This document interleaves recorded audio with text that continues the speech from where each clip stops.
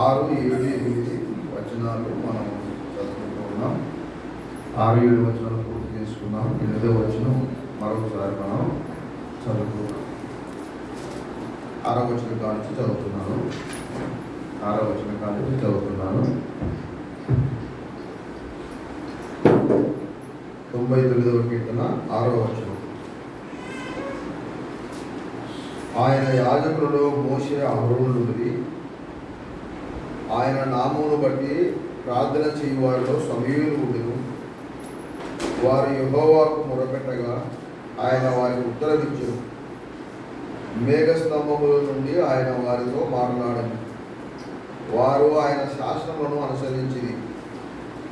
ఆయన తమకిచ్చిన కట్టడలను వారు అనుసరించిరి. యెహోవా మా దేవా, నీవు వారికి ఉత్తరమిచ్చితివి. వారి క్రియలను బట్టి ప్రతీకారము చేయుచునే వారి విషయంలో నీవు పాపము పరిహరించు దేవుడవైతివి. ఈ విషయాలు మనం గత 2 వారాల నుంచి మనం ధ్యానం చేసుకుంటూ వచ్చాం. ఆయన యాజకులలో మోషే అహరోనులు ఉన్నారని, అనగా ప్రారంభంలో మోషే యాజకత్వం, తదుపరి అహరోను అనగా మోషే అహరోనులు యాజక సంబంధమైన కుటుంబం నుంచి వచ్చిన వారని మనం జ్ఞాపకం చేసుకుంటుంది. ఆ తదుపరి ఆయన నామమును బట్టి ప్రార్థన చేయవారిలో సమూయేలు ఉండెను.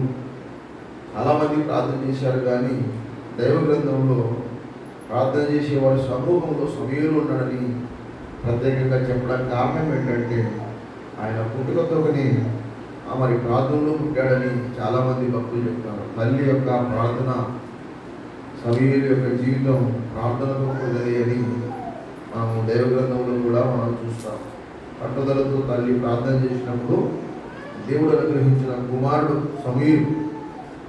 అలా కూడా సమూయేలు ప్రార్థనలో ఒక ప్రత్యేకతను మనము గమనించాం.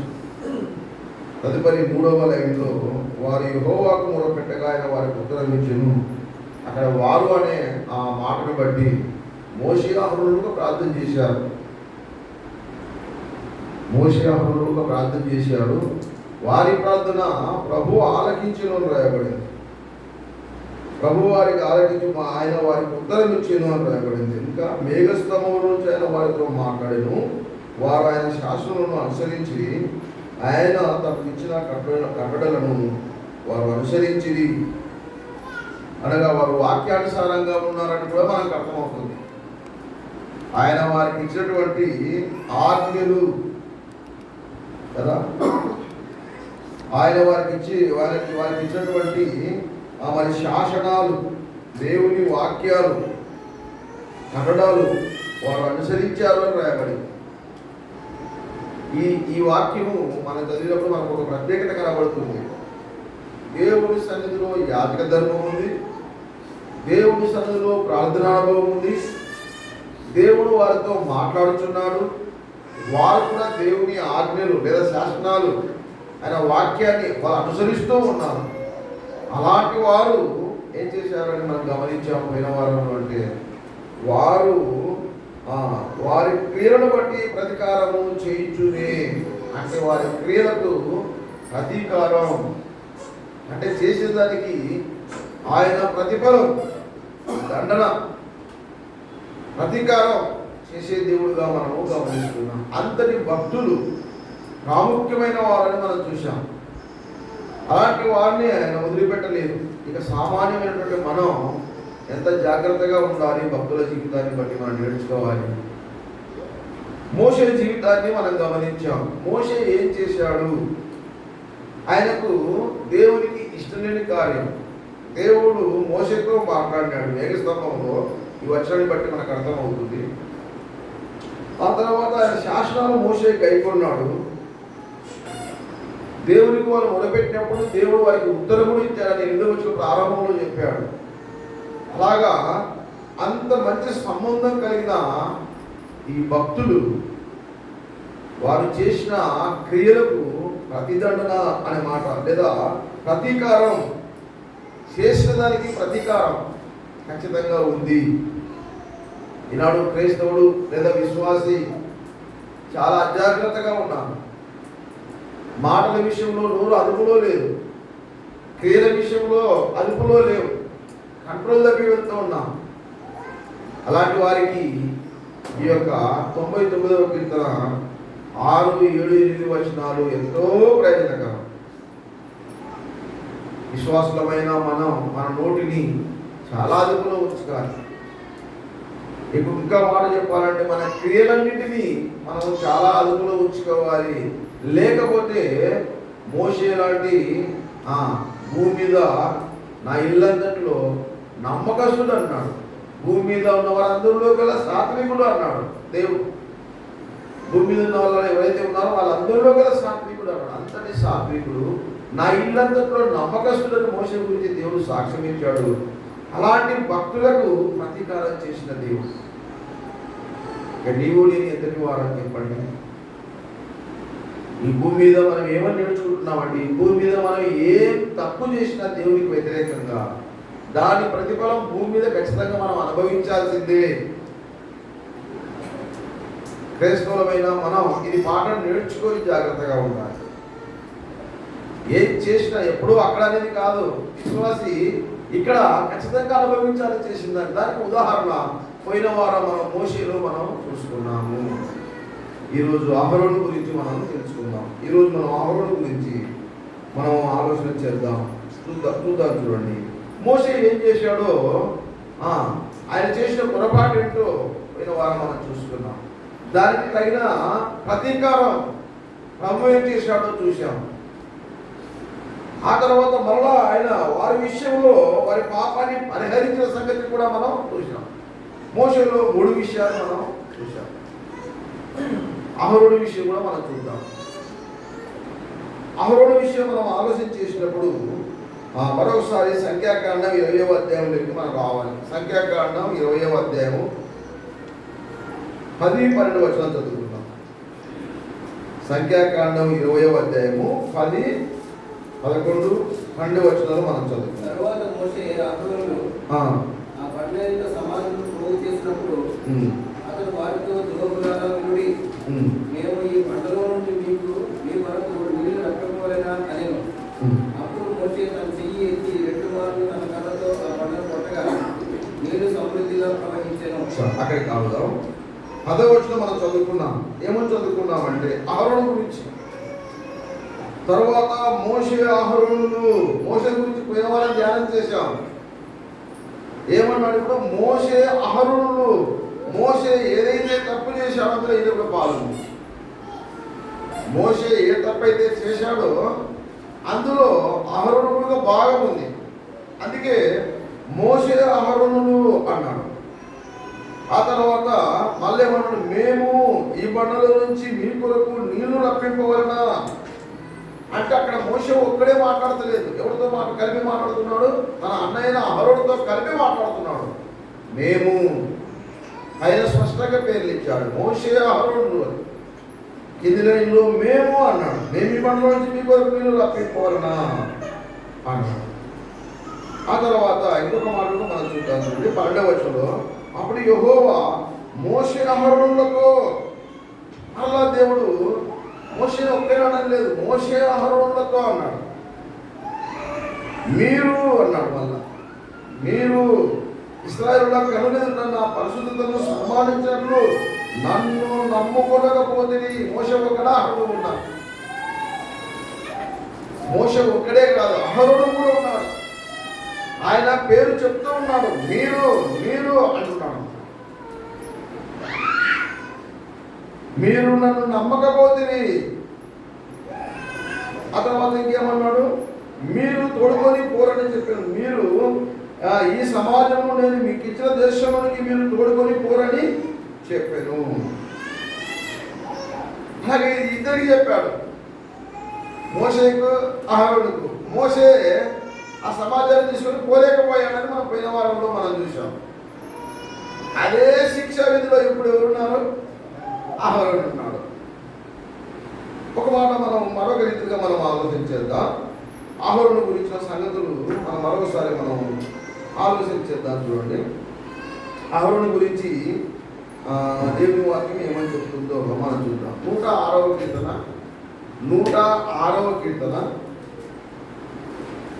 106వ కీర్తనలో 16వ వచనం చదువుదాం. 106వ కీర్తన.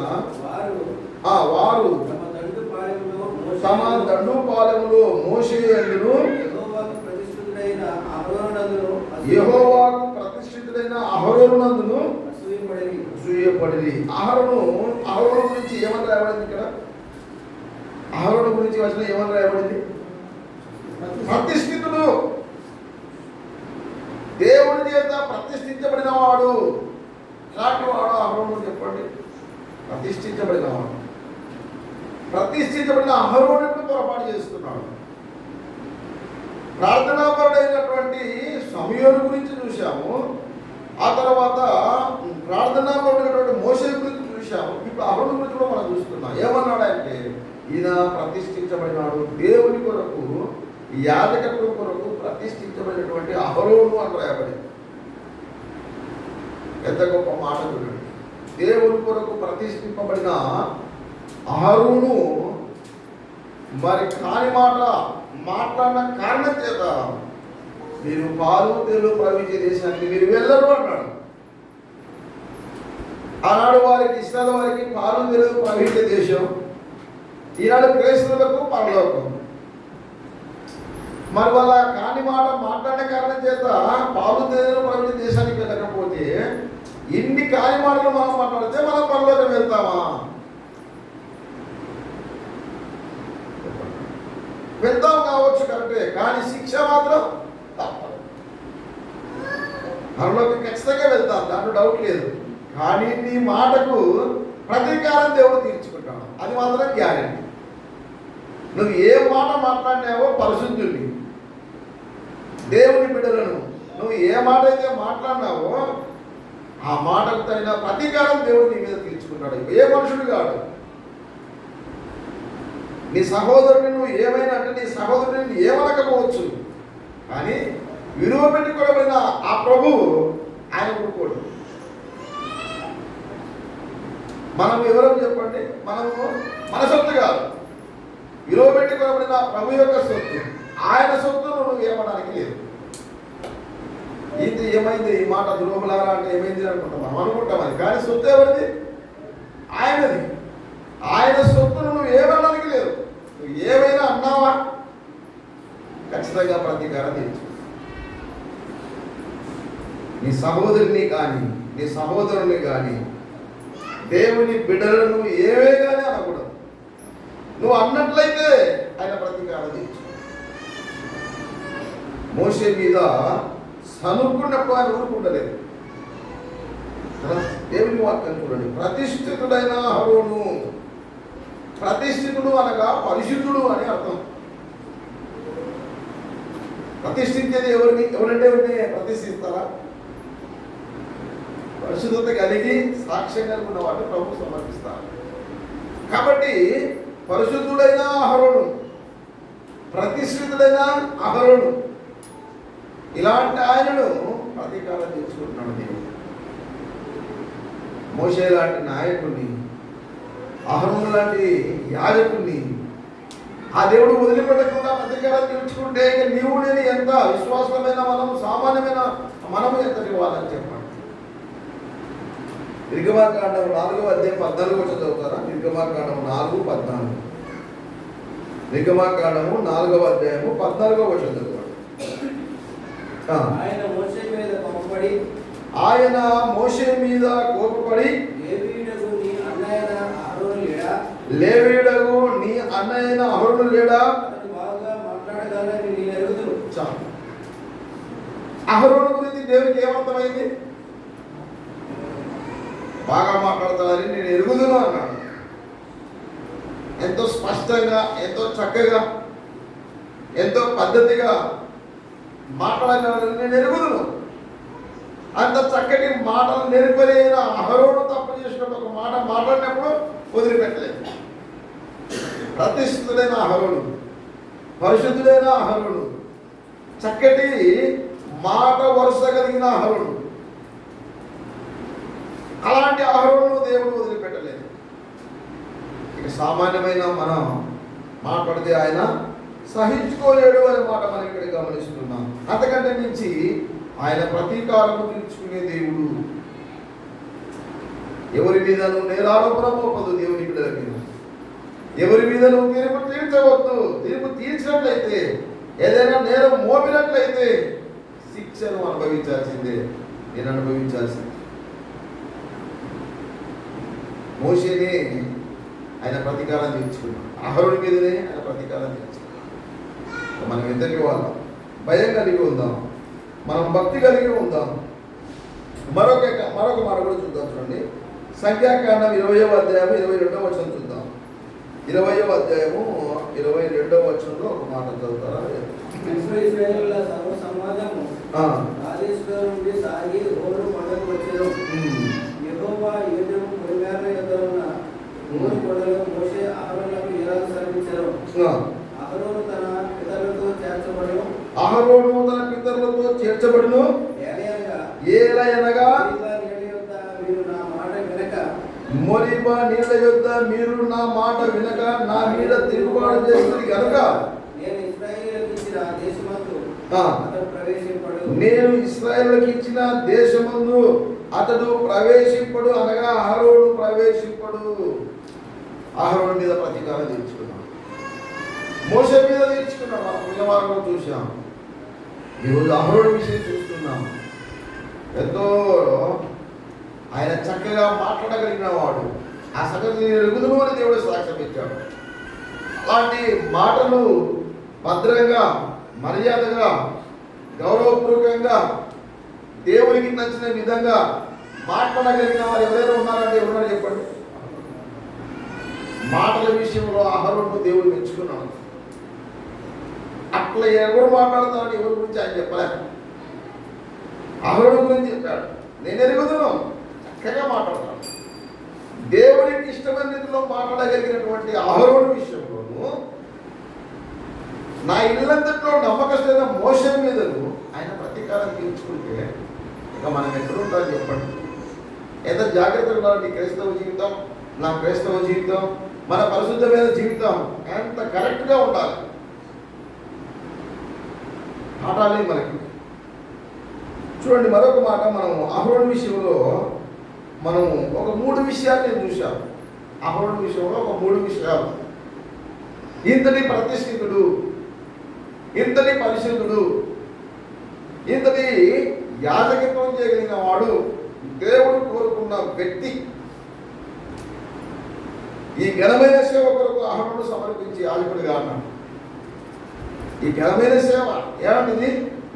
ఘనమైన సేవ. ఇంత ఘనమైన సేవ చేయడానికి మొట్టమొదటి యాజకుడు ఎవరైనా ఉన్నారంటే ఎవరు చెప్పండి? ఆయన జీవితంలో 3 ప్రాధాన్యతలు మనం చూస్తున్నాం. ప్రతిష్ఠితుడు, ఆయన పరిశుద్ధుడు, ఆయన దేవుడికి ఇష్టమైన రీతిలో మాట్లాడే వ్యక్తి, ఆయన మంచి యాజకుడు. దేవుడు ఇష్టపడి కోరుకు ఈ ఘనమైన సేవ కొరకు ఆయన యాజకత్వ సేవకు పిలిచిన దేవుడు. అలాంటి అహరోనును ఇప్పుడు ఏమంటున్నాడు చెప్పండి? నీవు మనం చదువుకున్న 22లో కదా, 20వ అధ్యాయం 22వ వచనం, సంఖ్యాకాండంలో 24లో అహరోను తన పితరులతో కూడా చేర్చబడును. ఏలయనగా మెరీబా నీళ్ళ యొద్ద మీరు నా మాట వినక నా మీద తిరుగుబాటు చేస్తుంది గనక నేను ఇశ్రాయేలుకి ఇచ్చిన దేశమందు అతడు ప్రవేశింపడు. అహరోను కూడా ప్రవేశింపడు. ఆ కొండ మీదనే ఆయన మరణమవుతాడనే మాట మనం ఇక్కడ గమనిస్తూ ఉన్నాం కదా. అలాగైతే ఆయన విషయంలో చేసిన పొరపాట్లు ఏంటి? ఇతని భక్తుడు, ఇతని నమ్మకమైన మాటలు మాట్లాడగలిగిన వ్యక్తి ఒక్క మాట తూలినాడు అంతే, ఒకే ఒక మాట కదా. అది కూడా ఆయన అన్నట్టు లేదు, సపోర్ట్గా ఉన్నాడు అన్నమాట. కొన్నిసార్లు మనం ఏం ఆలోచన చేస్తామంటే నేను అన్నా వాడన్నా లేదంటాం అనుకుంటాం. నేను అనలేదు కదా, ఆడలేదు కదా అనుకుంటాం. కాదు, నువ్వు సపోర్ట్ ఉంటే కూడా సార్ పరుల పాపంలో నీవు పాలివాడై ఉండకము అని రాయబడింది. తోడు వెళ్ళినా కూడా సరే, ఆ వ్యక్తి అంటున్నప్పుడు నువ్వు అనకుండా ఆ వ్యక్తితో నువ్వు తోడు వెళ్ళినా సరే ఆ వ్యక్తికి వచ్చే శిక్ష నీకు వస్తుంది. ఏ ఆధారంగా చెప్పగలుగుతామంటే మోషే మాట్లాడినాడు, అహరోను తోడుగా ఉన్నాడు. మీరు మీరు అహరోను మోషే అని దేవుడు పదే పదే అన్నాడు. నేను ఎప్పుడన్నా ప్రభు అని అన్నాడు అహరోను. అన్నానికి ఛాన్స్ లేదు, ఎందుకంటే హృదయాన్ని చూస్తున్నాడు. మీకు నాకు తెలియదు, మీరంటే తప్ప నాకు తెలియదు, నేనంటే తప్ప మీకు తెలియదు, కానీ ఆయన హృదయాలు ఎరిగిన దేవుడు. మోసే హృదయంలో ఏమైతే ఉందో అదే ఆయన హృదయంలో ఉందేమో, అందుకే మీరు అన్నాడు. అన్నది మాత్రమే మోసేనే, కానీ దేవుడు అంటున్నాడు మీరు మీరు అన్నాడు. మీరు కాని మాట మాట, మీరు నన్ను నమ్మకపోతే అన్నాడు కదా. 24వ వచనంలో అదే మాట ఆయన పదే పదే చెప్పినట్టుగా దేవుని వాక్యంలో మనము నా మీద తిరుగుబాటు చేసింది అన్నాడు. ఏ ఏ విషయాల్లో ఈయన ఇలా చేశాడో ఒకసారి ఆ అహరోను గురించి మరొకసారి చూద్దాం. చూడండి, మొట్టమొదటిగా సంఖ్యాకాండం 12వ అధ్యాయం 1వ వచనం. సంఖ్యాకాండం 12వ అధ్యాయము 1వ వచనంలో అహరోను ఇంతటి భక్తిపరుడు ఏ ఏ విషయాల్లో పొరపాట్లు చేశాడు. మన పాపం అన్నది కానీ పొరపాటు. చూడండి, ఆ మాట చూద్దాం. 12:1 చదవండి. మోషే కూషు దేశపు స్త్రీని పెళ్లి చేసుకొని ఉండెను. మోషే కూషు దేశపు స్త్రీని పెళ్లి చేసుకొని ఉండెను. గనుక అతడు పెళ్లి చేసుకొనిన ఆ స్త్రీని బట్టి మిరియాము అహరోనులు అతనికి విరోధంగా మాట్లాడిరి. మిరియాము అహరోనులు అతనికి విరోధముగా మాట్లాడిరి. చాలు. అహరోను ఒంటరిగా ఉన్నాడా? ఎవరికి తోడు చేసుకున్నాడు? ఎవరికి తోడు వెళ్తున్నాడు? ఎక్కడ ఆయన అంటలేడు తోడు. ఆయన ఎక్కడ ఆయన అన్నాడు, కానీ అనిపిస్తున్నాడో ఏమో తెలియదు, కానీ అదే వాళ్ళకి తోడుగా మాత్రం ఉన్నాడు. ఏమన్నాడు? మిరియాము అహరోనులు అతనికి విరోధముగా మాట్లాడి మిరియాముతో కలిసి విరోధంగా మాట్లాడుతున్నాడు. మోషే ఎవరు? దేవుని సొత్తు. నువ్వెవరు అనడానికి? మోషేను ఒకవేళ అక్క అనుకుందాం, లేకపోతే అన్న అనుకుందాం, కానీ దేవుడు ఏమంటున్నాడు? మీకు భయం లేదా నేనంటే అన్నాడు కదా. ఏమన్నాడు చెప్పండి? ఆ విషయాలు అక్కడికిదే రాయకుండా చూడండి అన్నమాట. ఎక్కడుందని చెప్పండి అన్నమాట.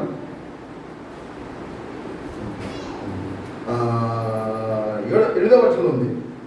నేను గుణభావములతో కాదు దర్శనమిచ్చి ముఖాముఖి అతనితో మాట్లాడుదును, అతడు యెహోవా స్వరూపమును నిదానించి చూచును.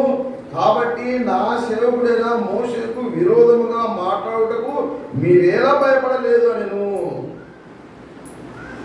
దేవుని యొక్క సొత్తు తోటి విశ్వాసం, ఆయన సొత్తు, ఆయన మీద మనము మాట్లాడడానికి మనకి ఏముండాలా?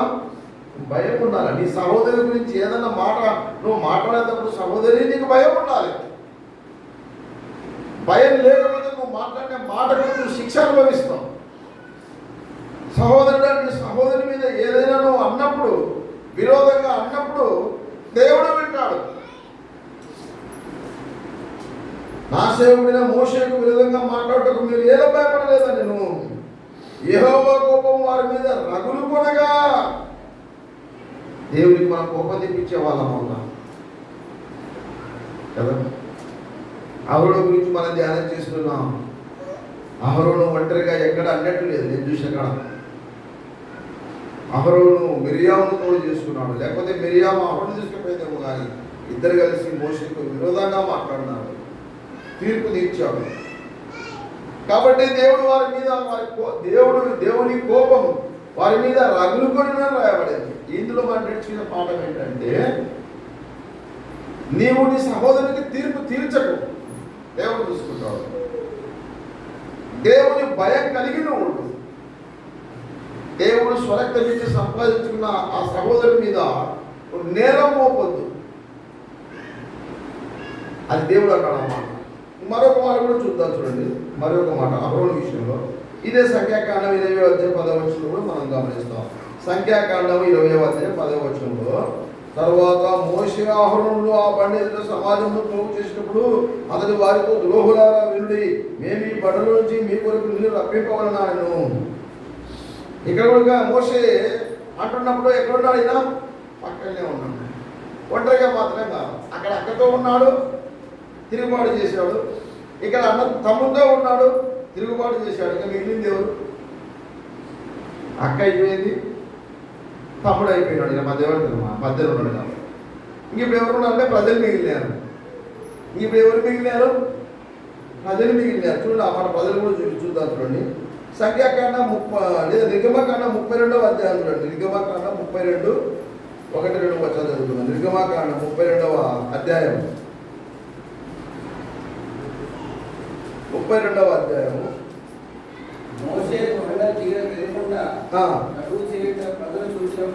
మోషే కొండ దిగకుండా తడువు చేయుట ప్రజలు చూసినప్పుడు ఆ ప్రజలు అహరోను వద్దకు కూడి వచ్చి లెమ్ము మా ముందర నడుచుటకు ఒక దేవతను మా కొరకు చేయుము.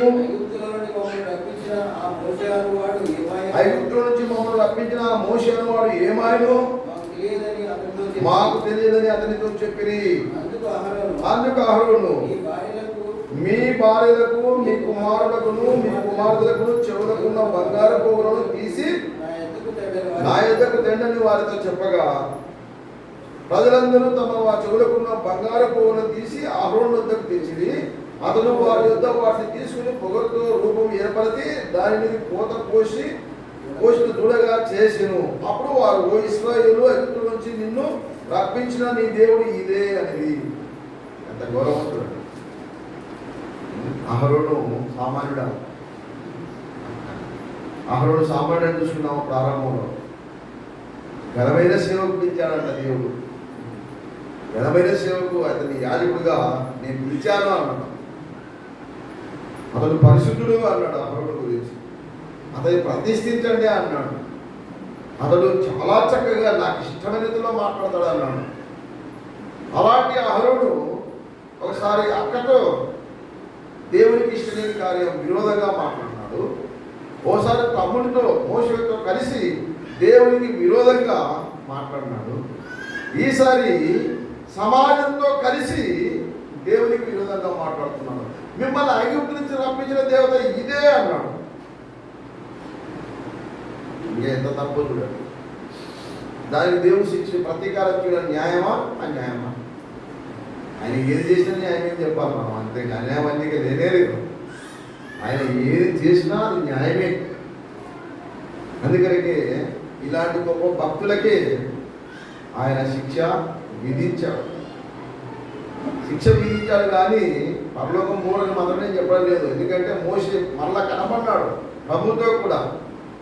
కాబట్టి అహరోను కూడా భూమి మీద శిక్ష అనుభవించాడే కానీ ఆయన పరలోకాన్ని పోగొట్టుకోలేదని మనం నేర్చుకుంటున్నాం. ఇందులో మనం నేర్చుకున్న పాఠం ఏంటంటే, ఆయన ఒకసారి మన స్వర్గం నుంచి సంపాదించుకున్న తర్వాత మనం ఆయన సొత్తు కాబట్టి మనం తప్పు చేసేందుకు మాత్రం మన అగ్నిమల్ని ఇవ్వడు.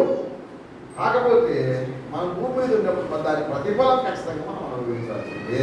అది ఎంత పెద్ద పనిష్మెంట్ ఇస్తాడో మనకు తెలియదు. నీ తప్పును బట్టి డోసు ఉంటుంది అన్నమాట.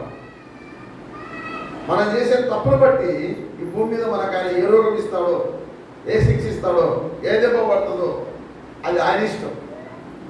మనం చేసిన క్రియలను బట్టి భూమి మీద మనం ఖచ్చితంగా ప్రతిఫలం అనుభవిస్తాము.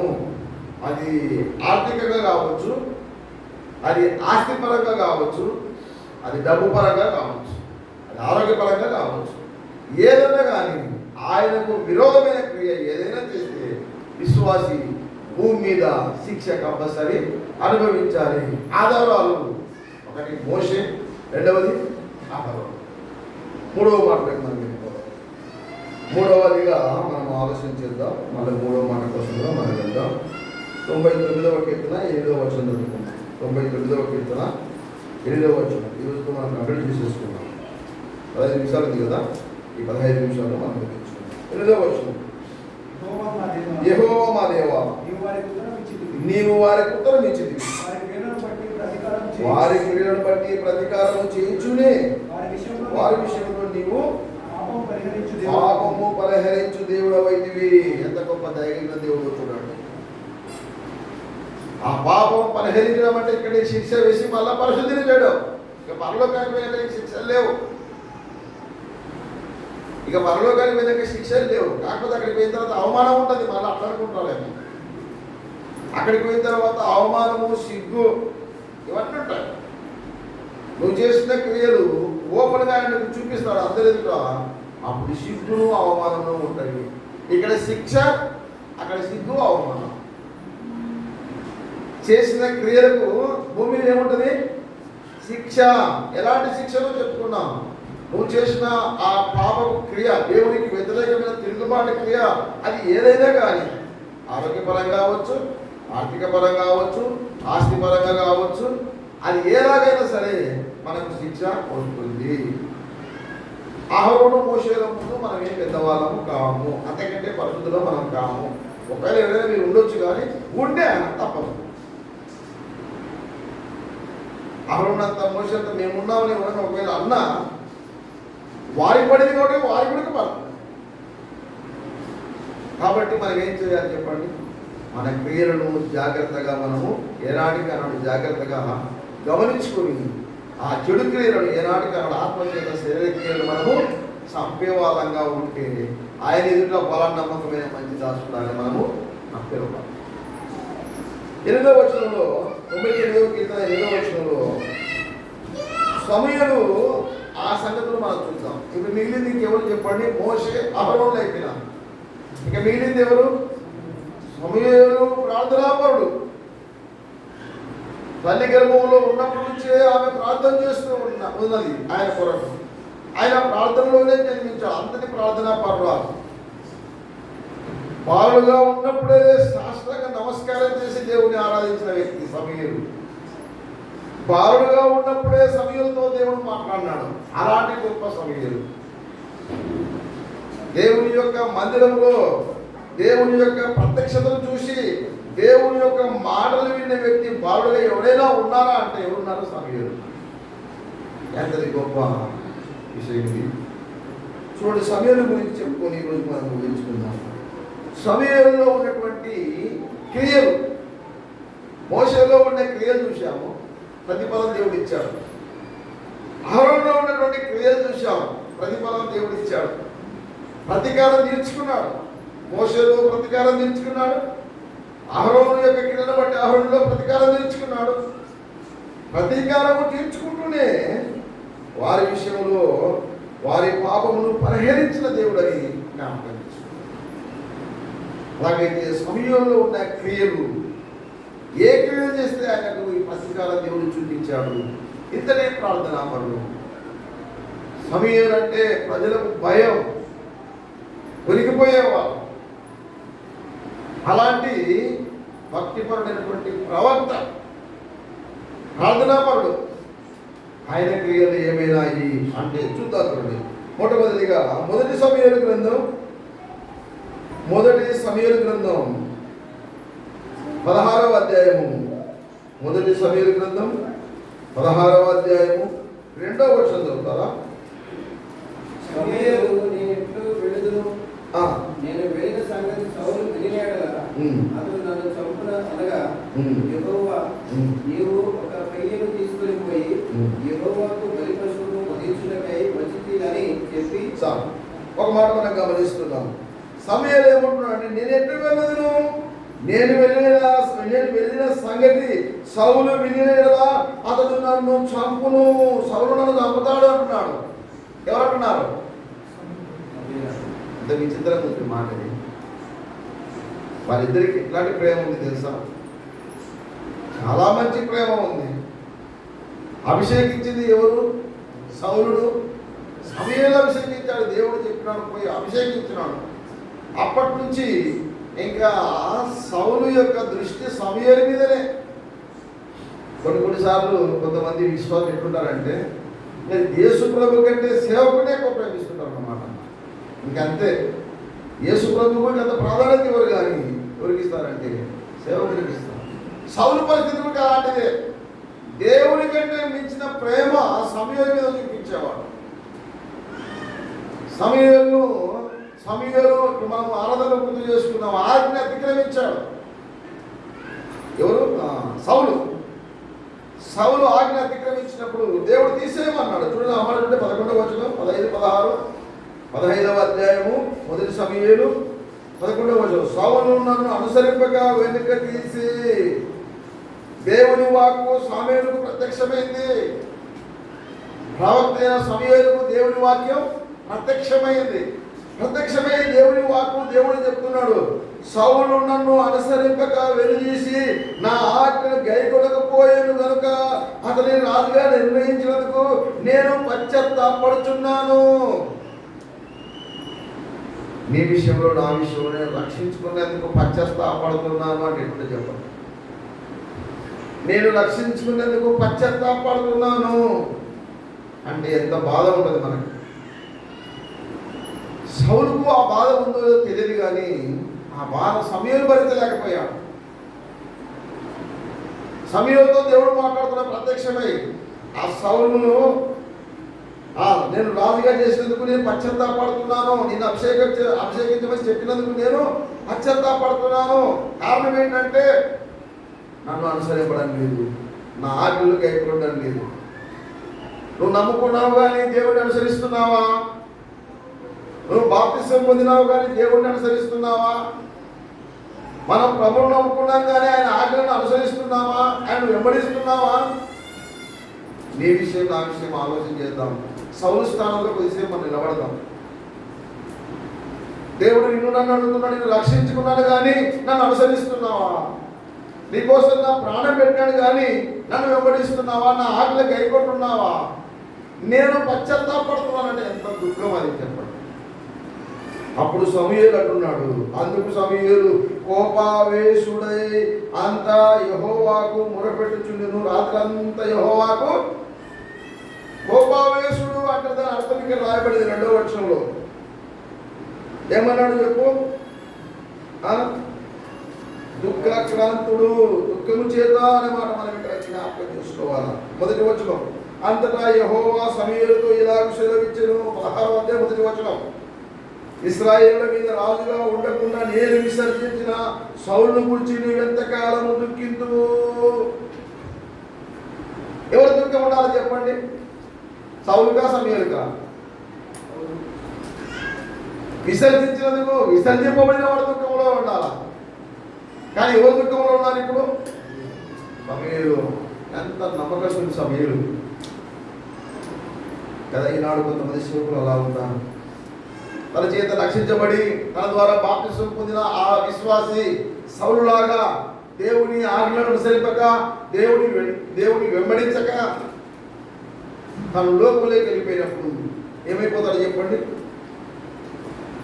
సమూయేలు వలె దుఃఖములో. ఎంతకాలం దుఃఖంలో ఉంటాను? లేచి బెత్లెహేముకు వెళ్ళు, నేను చెప్పిన వారికి వెళ్ళు, వారిలో ఒక కుమారుడు అభిషేకించు అన్నప్పుడు నేను ఏం చెప్తున్నాడు చెప్పు ఆ మాటకు. చూడండి, 1వ వచనం చదువుకున్నాను.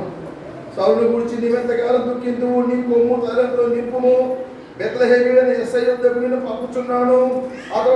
అతని కుమారులో ఒకరిని నేను రాజుగా నియమించుదును. అందుకు సమూయేలు అంటున్నాడు, నేనెట్లు వెళ్ళుదును? నేను వెళ్ళిన సంగతి సౌలు వినేలా అతడు నన్ను చంపును అనగా తనను చంపుతాడు అంటున్నాడు. తుదదే ఇంత పెద్ద సమూయేలు అక్కడ మొక్కుతున్నాడు. దేవుడు తెలియదా మీ ఇద్దరి మధ్య ఎలాంటి సంబంధం ఉందో? సౌలుకు నీకు ఉన్న సంబంధం దేవుడు తెలియదా? నువ్వు చనిపోయినప్పుడు నీ దగ్గరికి వచ్చి నిన్నే లేపుకున్న సౌలు యొక్క హృదయము, ఆయన మాటకు ఎంత నువ్వు లోబడతావో నీ హృదయము దేవుడు తెలియదా? నన్ను చంపుతాడు అంటున్నా అంటే ఎంత వెనుకసు కోసం వచ్చినావు సౌలు. అభిషేకించకపోవడానికి నేను చెప్తున్నాడు. నువ్వు యెస్సై ఇంటికి వెళ్ళు, నేను చెప్పిన వాడు నువ్వు అభిషేకిద్దువు, అతని కుమారుడు ఒకటి అభిషేకించాలా అని చెప్తే ఈయనేమన్నా ఆ సంగతి సౌకర్యం చంపేస్తాడు అంటే దేవుని తెలియదు అంత సంగతి. ఎంత ప్రేమలో చూడండి. అనగా ఇది పాపమే అనొచ్చు మనం, ఎందుకంటే చిన్న మాట పోకిన అబద్ధమే కదా.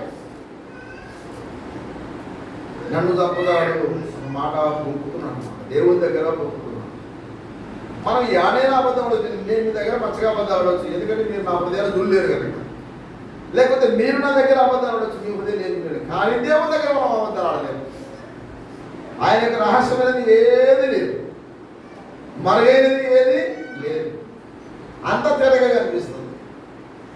కాబట్టి ఇంతటి భక్తిపరుడు, ఇంతటి ప్రార్థనాపరుడు, ఇంత గొప్ప దైవజనుడు, ఇంత గొప్ప ప్రవక్త ఇక్కడ దేవుడితో పోగుతున్నాడు.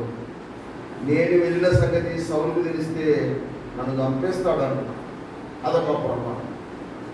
మరొక పొరపాటు, అంతకంటే ముందు ఇంకొక పొరపాటు చేశాడు. చూడండి 8వ అధ్యాయం సమూయేలు గ్రంథం, మొదటి సమూయేలు గ్రంథం 8వ అధ్యాయంలో మరొక పొరపాటు. ఇంతటి ప్రార్థనాపరుడు, ఇంత దివ్యదృష్టి కలిగినటువంటి ఈయన ఒక పొరపాటు చేశాడు. చూడండి ఆ మాట 8వ అధ్యాయం 2వ వచనం చదవండి. మొదటి సమూయేలు గ్రంథము 8వ అధ్యాయము 1వ వచనం. సమూయేలు వృద్ధులైనప్పుడు తన కుమారులను ఇశ్రాయేలుల మీద న్యాయాధిపతులుగా నియమించును. తప్పనైట ఏముందబ్బా, దీంట్లో తప్పేముందని మనం అనుకుంటాం. సమూయేలు ఏం చేశాడంటే ఆయన వృద్ధాప్యంలోకి వచ్చాడు. వృద్ధాప్యంలోకి వచ్చిన తర్వాత ఆయన ఏం చేశాడంటే తన కుమారులను ఇశ్రాయేలు మీద న్యాయాధిపతులుగా నియమించాడు. ఎవరు? ఆయన. సమూయేలు న్యాయాధిపతి, సమూయేలు ప్రార్థనాపరుడు, సమూయేలు పెద్ద, సమూయేలు ప్రవక్త, సమూయేలు దైవజనుడు, అన్ని పలికిస్తున్నాయి. అలాంటి ఆయన వృద్ధాప్యంలోకి వచ్చినాక ఆయన చేసిన పొరపాటు ఏంటంటే తన కుమారులను న్యాయాధిపతులుగా నియమించాడు. అర్హత ఉండాలా లేదా? నీ కుమారుడు వాస్తవమే కానీ అర్హత ఉందా? అర్హత చూడలేదు. అర్హత చూడకుండా తన కుమారులను ఏం చేశాడు చెప్పండి? న్యాయాధిపతులుగా నియమించాడు. ఏమైంది వారికి అర్హత లేక అంటారా? చూడండి ఒక మాట, 2వ సమూయేలు గ్రంథము 12వ వచనం. మొదటి సమూయేలు గ్రంథము 2వ అధ్యాయము 12వ వచనం. మొదటి సమూయేలు గ్రంథము 2వ అధ్యాయము 12వ వచనం. ఏలీ కుమారులు యెహోవాను ఎరగని వారై మిక్కిలి దుర్మార్గులై ఉండిరి. ఎలాంటి వారు పెడతారు తండ్రి న్యాయపతిగా? పొరపాట రైట? అక్కడనేమో ఈ సంగతి సౌలుకు తెలిస్తే అటు తప్పేస్తాడని పంపాడు. ఇక్కడ ఏమంటున్నాడంటే ఇక్కడ తన ఇద్దరు కుమారులు దేవుని ఎరగని వారు రాయబడింది దైవ గ్రంథంలో. ఏలీ కుమారుడు యెహోవాను ఎరగని వారై మిక్కిలి దుర్మార్గులై. ఆయన తదనంతరం ఎవరు రావాలి? ఏలీ తదనంతరం ఏలీ కుమారుడు. అలా కూడా ఇక్కడ ఈయన విషయంలో కూడా మనం చూద్దాం. చూడండి ఈ మాట, ఆ విషయంలో ఒక మాట మరోసారి 2వ అధ్యాయము 8వ అధ్యాయం.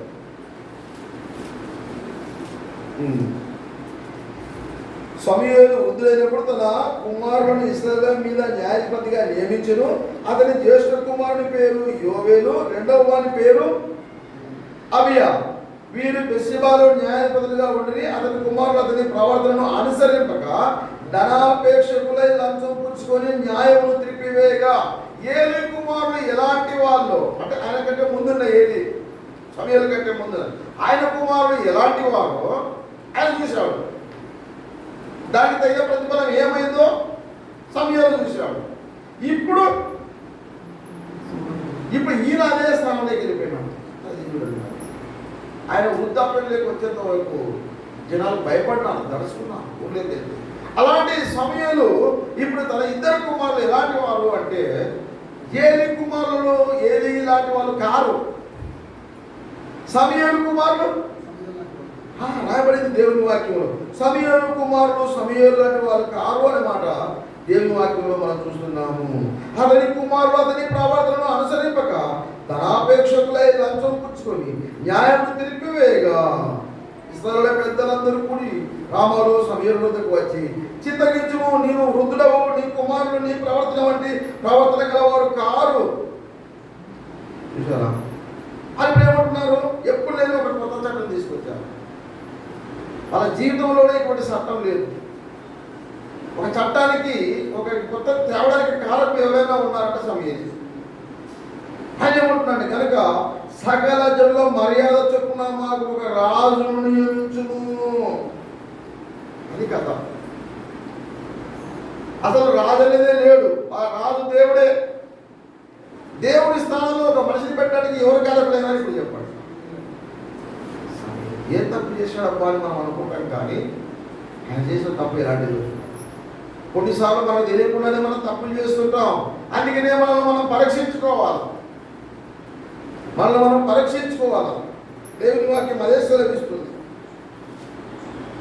కాబట్టి ఈ విషయాలు మనం ఆలోచించేసినప్పుడు సమయంలో కూడా ఎన్ని లోపాలు ఉన్నాయో దేవుని గ్రంథంలో మనము గమనించినప్పుడు మనకు అలా అర్థమవుతుంది. చూడండి, మరొక మాట కూడా మనం చూసుకుందాం. మరొక మాట 92వ కీర్తన గ్రంథంలో 92వ కీర్తనలో ఒక మాట రాయబడి చూద్దాం. 92వ కీర్తన 15వ వచనం. 92 ఇంకా చిగురు సారం కలిగి మంచగలరు. ఈ మాట మనకి ఏమర్థం అవుతుంది చెప్పండి. వారు ముసలితనమందు ఇంకను చిగురు పెట్టుచుందురు, సారం కలిగి పచ్చగా ఉందరు. ముసలితనం లేకపోతే చాలా మంది పడిపోతున్నారు. కానీ దేవుని వాక్యం ఏం చెప్తుంది? వాళ్ళు అప్పుడుగా సారం కలిగి ఉన్నారా? వృద్ధాప్యంలోకి వచ్చిన తర్వాత సమయాలు ఏమైపోయినాడు? పొరపాటు జరుగుతూ ఉన్నాయి. వృద్ధాప్యంలోకి వచ్చిన తర్వాత ఏమైపోయినాడు? ఇద్దరు కొడుకులు దేవుడు ఎరిగిన వాళ్ళు ఏమైపోతున్నారు చెప్పండి? వాళ్ళని జాగ్రత్తలోకి తీసుకొస్తున్నాం. అలా జాగ్రత్త. ఏజ్ వచ్చే కొద్ది దేవుడికి దూరం కాకూడదు. మనం ఆరంభంలో ఉన్న ప్రేమ వయసు పెరిగే కొద్దీ, అంటే మీ వయసు కాదు, ఆత్మీయ వయసు పెరిగే కొద్దీ ప్రేమ ప్రభు మీద తగ్గుతుంది కొంతమంది. కానీ ఏమంటారు దేవుని వాక్యం? సారం కలిగాలంట. ఇంకా సారం కలిగి మరింత పచ్చగా ఉండాలంట. దేవుని వాక్యం అదే సెలవిస్తుంది. సరే, ఇక మనకు సమయం అయింది, మనం ముగించుకుందాం. దేవుని నమ్మిన బిడ్డలు, దేవుని బిడ్డలు ఇలా కావడానికి కారణం ఏంటి చెప్పండి? వారు దేవుని నమ్మిన వాళ్ళు. మోషే, అహరోను, సమూయేలు దేవునిలో ఉన్నాం. ఈనాడు నేను దేవునిలో ఉన్నాం. మన పరిస్థితి ఎలా ఉంది? మన క్రియలు సరిగా లేకపోతే వారికి ప్రతీకారం చేసిన దేవుడు నీకు నాకు ప్రతీకారం చేస్తాడు. భూమి మీద ఉన్న ప్రతి విశ్వాసికి ఆయనకు వ్యతిరేకంగా చేసిన ప్రతి క్రియకు ఖచ్చితంగా ప్రతిఫలం మనము అనుభవించవలసిన వారమై ఉన్నాం. కనుక మనము చాలా జాగ్రత్తగా ఉండాలి. ముగింపు మాటలు చూడండి. ఒక మాట అపోస్తుల కార్యములు ముగించుకుందాం. అపోస్తుల కార్యములు 19వ అధ్యాయంలో ఒక మాట రాయబడింది. అపోస్తుల కార్యములు 19వ అధ్యాయము 18వ వచనంలో పౌలు ఒక మాట మనం ఒకసారి గమనిద్దాం. 19వ అధ్యాయము 18వ వచనం. విశ్వసించిన వారు అనేకులు వచ్చి తాము చేసిన వాటిని తెలియజేసి ఒప్పుకొని, విశ్వసించిన వారు, నమ్మిన వారు, వారు చేసిన పొరపాట్లు మరలా వచ్చి దేవుని దగ్గర ఒప్పుకున్నారు. ఈనాడు నేను దేవుని దగ్గర ఒప్పుకున్నాను. విశ్వసించిన వారు వచ్చి ఏమంట? విశ్వసించిన వారు అనేకులు వచ్చి తాము చేసిన వాటిని తెలియజేసి ఒప్పుకొని, మరియు మాంత్రిక విద్య అభ్యసించిన వారు అనేకులు తమ పుస్తకములు తెచ్చి అందరి ఎదుట వాటిని కాల్చివేసి దేవుని వాక్యం ప్రకటించినప్పుడు నమ్మని వాళ్ళు, మాత్రశక్తులు చేసే వాళ్ళు వాళ్ళ పుస్తకాలు తెచ్చి అక్కడ పెట్టి కాల్చి పడేశారు. ఇవి నిజమైన దేవుడు కాదు. ఇవి దేవుని వాక్యానికి వారు లోబడి వారి మాత్రం దగ్గర చేసి ఆ పుస్తకాలను తెచ్చి కాల్చి పడేశారు. అవి ఎంత విలువైన మాట చెప్పండి. వాటి లెక్క చూడగా వాటి వేల 50,000 వెండి రూపాయలు. ఇంత ప్రభావంతో ప్రభు వాక్యము ప్రబలమై వ్యాపించను. దేవుని వాక్యంలో ఎంత శక్తి ఉందో చూడండి. దేవుని సేవకుడు వాక్యాన్ని ప్రకటించినప్పుడు మంత్ర విద్యలు చేసే వాళ్ళు తెచ్చి వాళ్ళ దేవుళ్ళు కావండి, అవి నిజమైన పుస్తకాలు కావాలి, వాటిని తీసుకుని వచ్చి అపోస్తుల పాదాల దగ్గర వాటిని అంటబెట్టేసి వాళ్ళు ఒప్పుకున్నారు తమ యొక్క పాపములను. అదే సందర్భంలో స్వార్థ ప్రకటించినప్పుడు విశ్వసించిన వారు, వారిలో ఉన్న దేవునికి తెలియబడి చేసే క్రియలు వారు ఒప్పుకొని నిర్ణయం. ఈనాడు నీవు నేనేం చేయాలి చెప్పండి? మనలో ఉన్న చెడు క్రియలు మనం ఒప్పుకోవాలి. దేవుని వాక్యం సూటిగా మనకు తగిలినప్పుడు మనం ఖచ్చితంగా ఇంటికి వెళ్ళి మోకాల మీద ఉండి మనము దేవుని వాక్యాన్ని విధేయత చూపి, ఇదిగో నా క్రియలు ఇవి, ఇవి నీ దగ్గర ఒప్పుకుంటున్నా, ఇవి నీకు ఇష్టమైన క్రియలు. ఈ క్రియ నీకు ఇష్టం లేనిది. ఈ క్రియ ద్వారా నా మీదకి ఎంతో ఉగ్రత రాబోతుంది. ప్రతీకారం చేయబోతున్నావు. నువ్వు ప్రతీకారం చేయకముందే నేను ఒప్పుకొని వదిలిపెడతాను. నీ ప్రతీకారం ఇంకా నా మీదకి రాలేదు, వస్తుంది అని రాకముందే ఒప్పుకొని వదిలిపెడతాను. అనేకులు వచ్చారు, విశ్వసించిన అనేకులు వచ్చి ఏమన్నారు చెప్పండి? తాము చేసిన వాడిని తెలియజేసి ఒప్పుకొని. ఏమైనా దేవుడు వెళ్ళారా? ఈరోజు మనం చేసిన పని ఏదో పాఠం బాగుందన్నాడు కాదు. మోషే, అహరోను, సమూయేలు లాంటి వారికి వారి క్రియలకు ఆ ప్రతీకారం ఉంటే ఇక నీ క్రియలకు నా క్రియలకు ఎంత ప్రతీకారం ఉంటుంది. ఇదిగో అపోస్తులైన పౌలు ప్రకటించినప్పుడు దేవుని వాక్యం ప్రబలింది, ఆత్మల శక్తుల వాళ్ళ హృదయాలనే కదిలించింది, విశ్వాసాల హృదయాలను కదిలించింది. వాళ్ళ లోపాలు, వాళ్ళ క్రియలు, చెడు క్రియలు వెంటనే తెచ్చి ఒప్పుకున్నారు, వదిలిపెట్టినారు, ఉగ్రత నుంచి తప్పించుకున్నారు, ప్రతీకారం నుంచి తప్పించుకున్నారు. ఈనాడు నీవు నేను ఒప్పుకుందాం, దేవుని యొక్క ఉగ్రత నుంచి మనం తప్పించుకుందాం, దేవునికి మహిమకరంగా మనం జీవిద్దాం. దేవుడు ఇచ్చిన తలపులు దీవించి ఆశీర్వదించుకున్నాక ప్రార్థన చేసుకుందాం.